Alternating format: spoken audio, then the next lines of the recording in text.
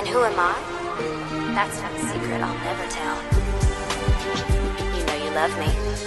XOXO. Gossip Girl. What's up? Today we got Gossip Girl, Season 2, Episode 6, New Haven Can Wait. This episode starts off with Blair having a dream sequence where she's a poor young woman trying to charm her way to Yale. However, her hopes are dashed when Serena crashes her meeting with Dean and becomes the center of attention. Then she wakes up to, as I put, the icon Dorota bringing her breakfast in bed before she leaves. I actually put icon Dorota in the script because Dorota is an icon. And every time Dorota shows up, I will call her icon Dorota because she is amazing. As I've been doing most times, I mentioned Dorota in the... Yeah, she wakes up to icon Dorota, bringing her breakfast in bed before she leaves Yale. Well, she talks about how she's definitely going to be invited by Dean Barrowby to private reception, the same one Harold attended years ago. The icon Dorota tells her how proud she is of Miss Blair, and how she shows her that Serena is featured on page 6. Meanwhile, Vanderwoodens, Serena sees the same article and apologizes to Lily that the paper named her as an identified friend. Lily asks if she's sure she still wants to report Brown, despite receiving a handwritten letter from invitation from Dean Barrowby toward Yale. Serena says she's sure, and so she can't take Yale away from Blair since it's her lifelong dream. Back at the Waldorf, Blair confirms that she and Serena haven't spoken since Eleanor's fashion show, and that she's over the constant press coverage on Serena. However, she remains confident that Yale is out of Serena's reach. Back at the Vanderwoods, Serena Lily unwraps two dresses that Eleanor sent for her benefit. She reveals an edgy black dress that Serena quickly realizes is meant for her. Back at the Humphrey Law, Dan decides on what paper he should print his paper on. He admits to Rufus that he isn't sure Yale is the place for him, but Rufus reassures Dan that he is absolutely worthy of an Ivy League education and has more to offer them. Back at the Vanderwoodsons, Chuck tries to talk to some excitement into Nate about the trip. Oh, Nate is still set on UCS, on Upper Side College, USC, and wishes his mom wouldn't press Yale so hard. Chuck reminds him that the Vanderbilts practically own it, and that's why she's so pushy, and it's probably the real safety school. Nate realizes that he can use the trip to escape the drama with his father, and an idea Chuck encourages. He also explains that he's going to pick up his college based on secret sorority, and he's planning on getting into the Yale Skull and Bones chapter while he's there. At Constance Jude's, everyone receives a pep talk from the headmaster before they take off. Afterwards, Chuck makes disparaging remarks to Dan, who retorts that he'll be at Yale for the weekend. Meanwhile, Serena tries to be friendly with Blair, who isn't interested. Blair basically insults Serena, telling her that she couldn't make it to Yale. You couldn't make it to Yale if you tried. Offended, Serena tells Lily, yeah, change the plans. I'm going to Yale. And instead, at the loft, Jenny and Vanessa sit down with Rufus. Jenny tries to ask to be homeschooled, but Rufus clearly shuts it down the idea. Then she pros a deal. Rufus comes with her to the atelier to see her work, and if he thinks she should turn constant, she will. He thinks it over and then agrees to it. At Yale, Dan sits down with Dean Barrowby and tries to explain that he has a lot to offer Yale. However, Dean says there's something wrong with his application, that he has one letter of recommendation, and Noah Spear and Jeremiah will not confirm. That he has no letter of he has only Dan worked with, he is only one, and Noah and Jeremiah will not confirm Dan worked with them. He says that Dan got a letter of recommendation from a professor on campus that his application will stand out. Meanwhile, Nate is bored with Chuck waiting for the skull and bones to find him. He tries to find something to do, but makes eye contact with her student. He abandons Chuck to approach her, and she happily talks. Immediately afterward, Chuck is kidnapped by several skull and bones several members of Skulls and Bones. Inside the office of admission, Brooke waits for her interview. While she waits, she overhears another girl inside Dan making him laugh with the secretary. Shirley mentions that she hasn't heard the Dean laugh like that in years, while polishes her porcelain cats. Elsewhere, Nate sits with the girl he met, Jordan. When she explains Yale lives in her favorites, she asks where he's from. He says he's from St. Jude. A guy overhears that and asks if he's Nate Archibald, and Jordan asks why that name sounds familiar. And the guy explains he's the son of Howard Archibald, the guy who was arrested for embezzlement and fraud. Nate gets up and asks Jordan to show him around campus, but he agrees and asks for his name. He hesitates and says, and then introduces himself as Dan Humphrey.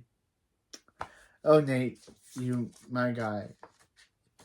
Stealing my boy Dan's name. Meanwhile, Chuck is unmasked and surrounded by various members of the Skulls and Bones.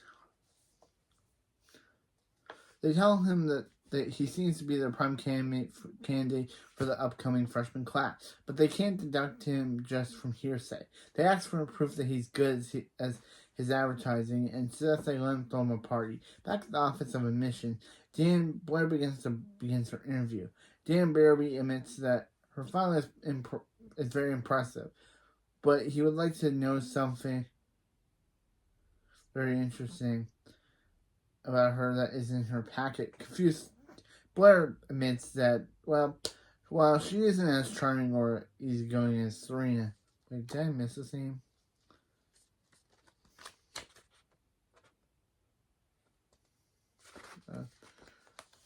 Check if I missed anything.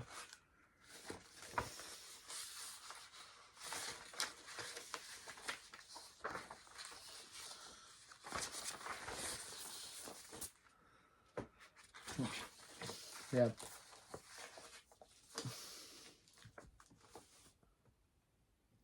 Yeah, I guess Serena revealed that she was going. Yeah, anyway. Everything worth knowing about her is in the packet. The dean escorts her out, and Blair asks if she has any more to ask her about her maybe her new plan. He answers he'll find her on campus. She goes to take her hand, but Blair ends up kissing him on the cheek. Shocked, he goes back to his office. Blair leaves the building and confronts Serena outside about coming. Serena misses. She really came to punish Blair for her insults, but now she really likes Yale. Blair like, yeah, right. Serena could never get into Yale.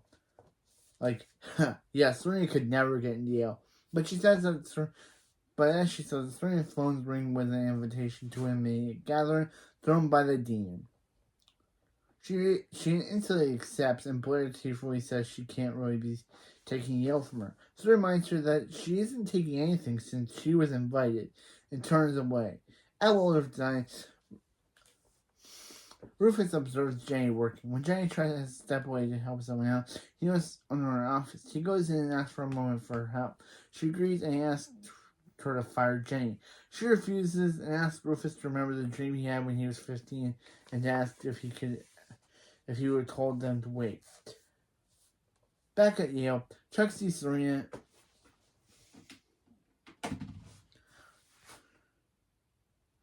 and she explains how she was invited to the dean's gathering. Chuck is surprised that she was invited and asks what her answer is to his question. Then explains that Blair says that at the gathering, Dean asks each guest a question, living or dead. What they like most have dinner with. If their answer is impressive enough, they get the short list for early admission. Serena realizes that she should have given her spot to Blair, and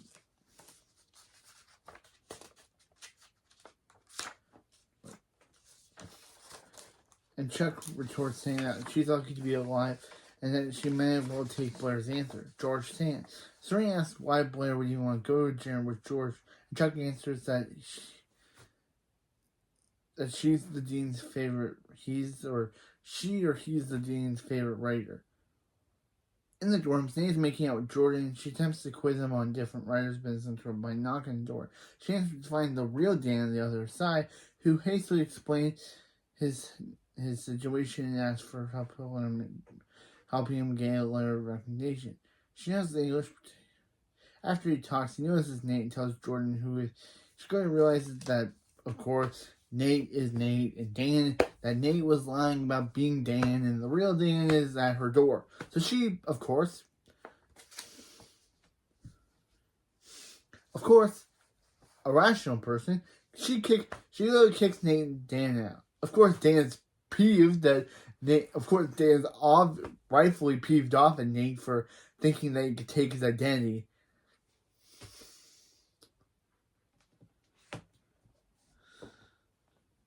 And Nate replies by asking if he ever got sick of if he ever gets sick of the old chip on his shoulder before walking away.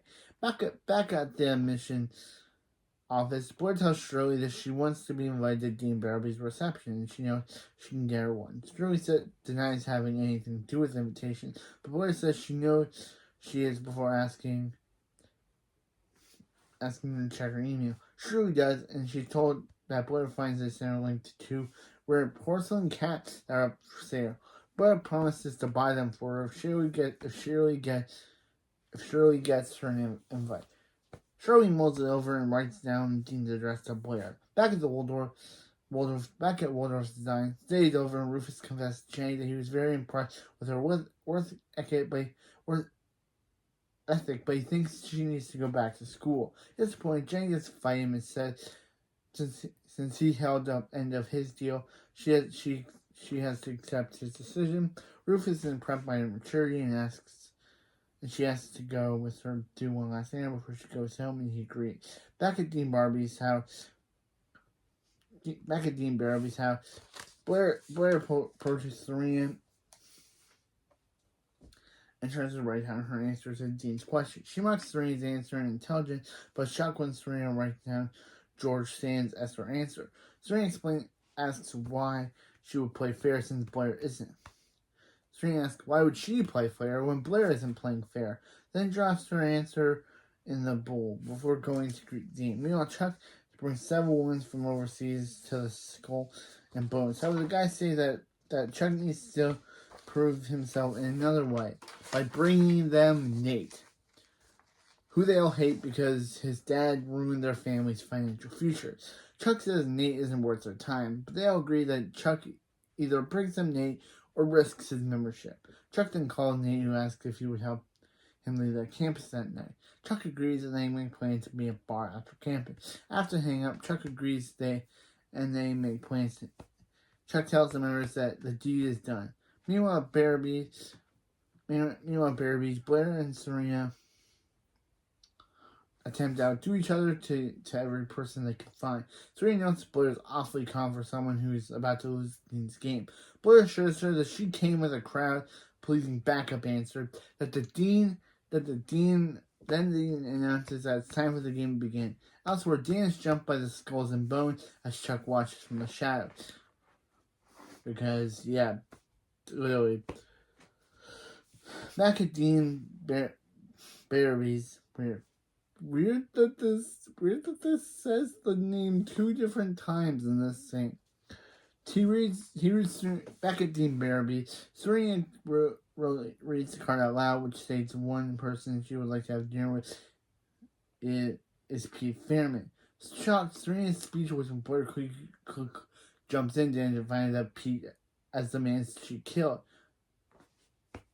Dean Barrowby asks her to explain. Serena tries, but Blair keeps jumping into their own commentary. Serena asks if she and Blair can go outside and sort this through. And Dean gives permission. Elsewhere, both the girls accuse each other of crossing the line, and they engage into a girl fight.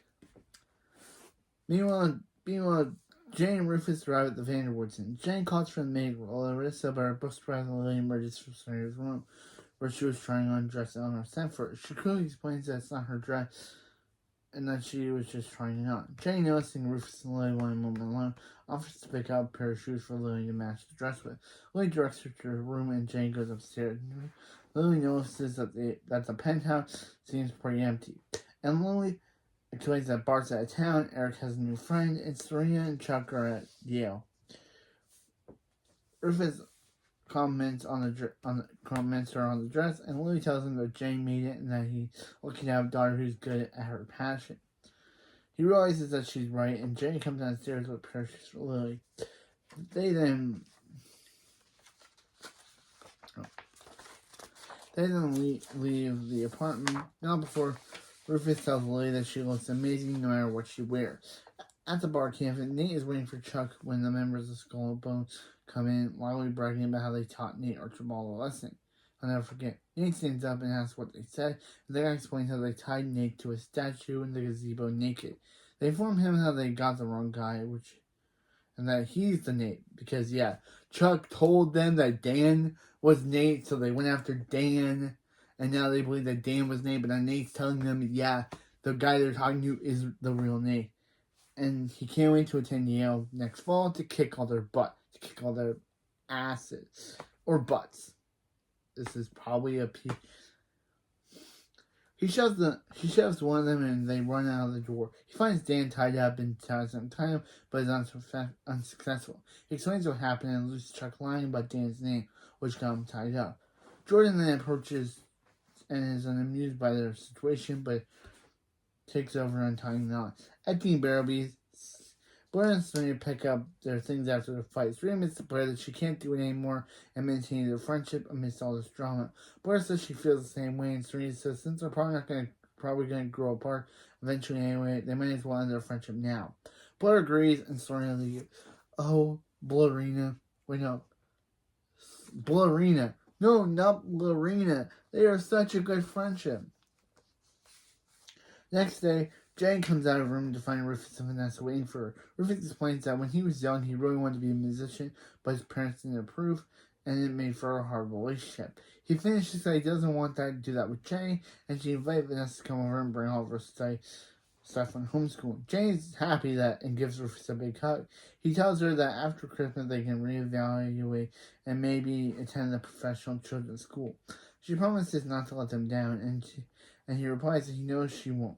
Back at Yale, Blair runs into Serena on her way out of the admissions office. She asks what she's doing here, and Serena says she came to tell Dean Barrowby that Yale is Blair's dream and she deserves to go there more. Serena asks what was she doing there, and Blair admits that she was going to tell Barrowby that Yale was Serena's dream. Serena reminds her of the first time they went to Yale with Harold, and Blair attacks Samuel Schmucker's daughter for wearing a Yale Harvard sweatshirt. Blair admits that she doesn't want to know Serena. That she doesn't want to not know Serena. And Serena says that they had that fight because they're scared of being separated in the coming year. They agree to ride home together and they become friends again. Elsewhere, Jordan tells Nate and Dan that she most likely gets someone in the English department to read Dan's stories and get him a letter of recommendation. Nate apologizes to her for lying about his name, and she kisses him before saying that she would have liked him whatever his name was. Meanwhile, Chuck is confronted by the Skull and Bones, who try to threaten him, but he's interrupted and says that the girls he brought had lipstick. Had lipstick cameras, which Chuck followed to them all night. And by saying that he effectively owns them now. And no one controls Chuck Bass. He meets up with Nate, who confronts him about what he did to Dan. Chuck insults, saying that who cares about Humphrey, but Nate takes Nate said, who cares about a low bond figure like Dan Humphrey, but Nate takes offense to that, saying that he thinks Dan's pretty cool, and abandons Chuck to take the train back home with Dan. To take the train home. Back at the admissions office, Serena and Blair meet back up, and Serena gets a call from Dean Barrowby. He tells her that he remains impressed with her, and she was almost definitely accepted. She asks about Blair, and he vaguely answers that Blair will learn her fate in the spring. As they replace the article on Serena, he asks if she reminds they release a press on her campus visit. She asks to call him back, then tells Blair that she can't accept. Blair slightly says that she has to, and this is one thing Serena can't share with her. Serena hugs her and says they'll find a way. Back in Manhattan, Lily hangs up a dress at the Waldorf design. Jenny happily gets to work. Back at Yale, Chuck watches jealousy as Dan and Nate walk together, and Serena climbs into a limo to go home with Blair, and they take a last look at the campus before getting in the car. Okay. That was episode 6 of Gossip Girl. We had Dan and Nate kind of forming a little bit of a friendship, and which is to the ire of Chuck. We had Blair and Serena becoming friends again. Jen becoming homeschooled by Vanessa, and the script for some reason misspelling Dean Barrowby's name so many times. But yeah, that's it for this video. And I'll see you next time on season 2, episode 7, Chuck in real life. What will happen? What will happen with Chuck? Why is he in real life? But anyway, that's it for this. That's it for this video, and I'll see you next time for Chuck in real life. But you don't yell at me. XOXO, Gossip Girl. XOXO, Gossip Girl.